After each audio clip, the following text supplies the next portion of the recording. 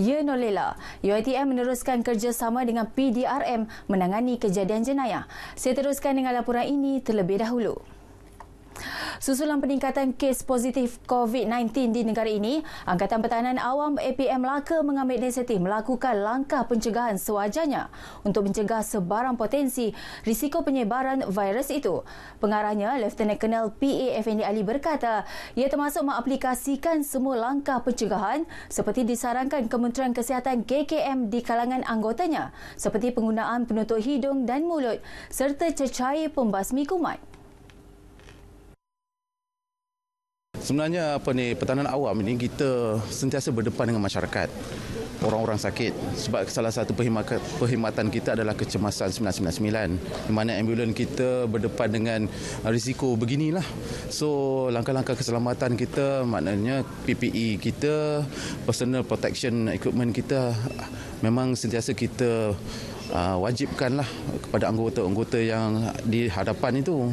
Contohnya macam mask, glove, sanitizer memang kita sediakan. Beliau menyatakannya ketika ditemui pada program derma darah APM di Air Keroh. Program berlangsung sempena ulang tahun APM ke-68 dan akan disambut pada 24 Mac ini.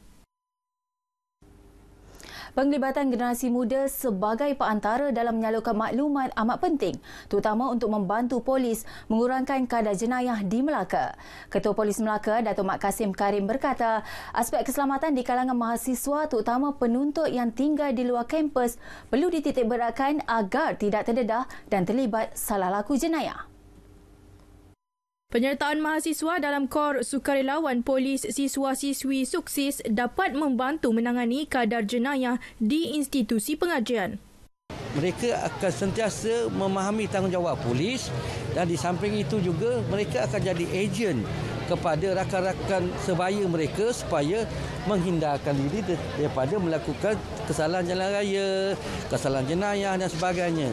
Beliau berkata demikian selepas merasmikan pelancaran program kepolisan komuniti di Universiti Teknologi Mara UiTM. Dalam pada itu, program kepolisian komuniti dapat memberi keyakinan kepada warga UiTM mengenai jaminan keselamatan mereka. Rektornya, Profesor Abdul Halim Muhammad Noor berkata, pelaksanaan program sejak 2008 telah banyak memberi impak positif, terutama kesedaran salah laku jenayah dan pengurangan kadar jenayah di kalangan warga universiti. Pelaksanaan program ini dapat membentuk suasana pembelajaran yang lebih selamat dan kondusif.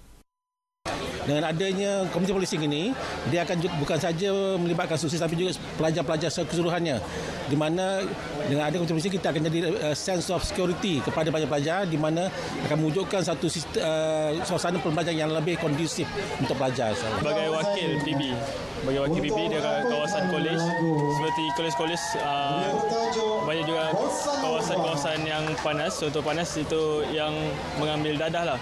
Jadi kita sebagai mata-mata untuk memantau aktiviti tersebut. Kalau macam kursus ni, kami membantu pelajar UiTM. Contohnya kalau macam dalam kampus, ada yang polis bantuan tak nampak tapi kita nampak. So kami akan salurkanlah maklumat ke segala-gala aktiviti yang macam tu kita salurkan dekat pihak yang berkuasa. 24, institusi Teknologi Mara berpindah ke Wisma. Untuk itu, saudara, sekian paparan berita dari Bumi Hang Tuah. Kembali semula kepada rakan tugas di Angkasa Puri. Baik, Raihan, terima kasih.